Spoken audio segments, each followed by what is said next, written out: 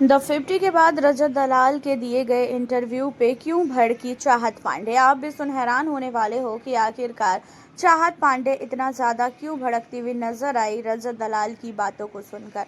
अब देखा जाए तो रजत दलाल से चाहत पांडे से रिलेटेड भी सवाल वगैरह किया गया। जिस तरीके से चाहत पांडे द 50 के घर से जब उसका एलिमिनेशन हुआ था तो चाहत से भी बहुत सारे सवाल किए गए थे रजत दलाल से रिलेटेड, और इसी तरीके से रजत दलाल से भी बहुत सारे सवाल किए गए, जहां पे ये सारे सवाल भी किए गए कि जब खानजादी ने चाहत पांडे को रजत को लगा के चीज़ें बोली थी उस समय रजत दलाल ने क्यों रिप्लाई नहीं दिया। इन सारी चीज़ों पे रजत दलाल ने अपने हिसाब से बोला। अगर आप लोगों ने वो चीज़ें नहीं देखी है तो इससे पहले वाली वीडियो को जाके देखें, जहाँ पे रजत दलाल ने आखिरकार चाहत पांडे के लिए क्या क्या बोला है।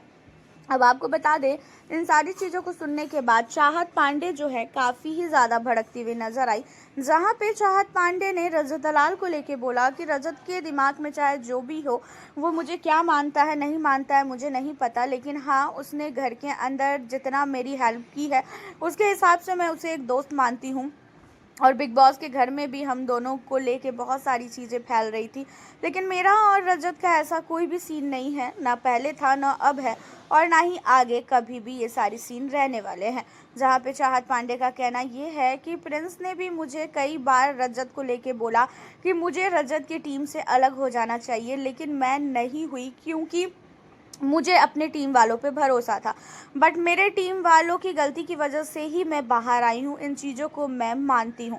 अब आपको बता दें कि प्रिंस को लेके चाहत पांडे का कहना ये है कि प्रिंस ने जब मुझे बोला था कि तुम हमारे टीम में आ जाओ, ये लोग तुम्हें ही धोखा दे देंगे, उस समय मुझे इन सारी चीज़ों को मान लेना चाहिए था और मुझे अपनी टीम को छोड़ देना चाहिए।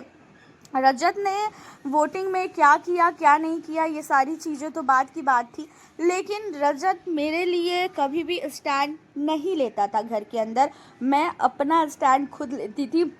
अगर मुझे कोई भी कुछ बोलता था तो मैं खुद सामने से उसे रिप्लाई करती थी।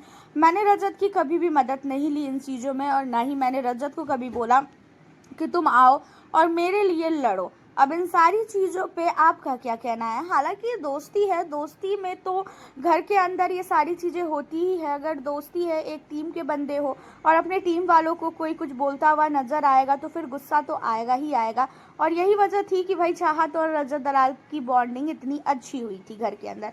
हालांकि आप लोगों का क्या कहना है चाहत पांडे को लेके, रजत दलाल को लेके, आप हमें अपनी राय कमेंट के जरिए बताना बिल्कुल भी ना भूलें। मिलती हूँ आपसे नेक्स्ट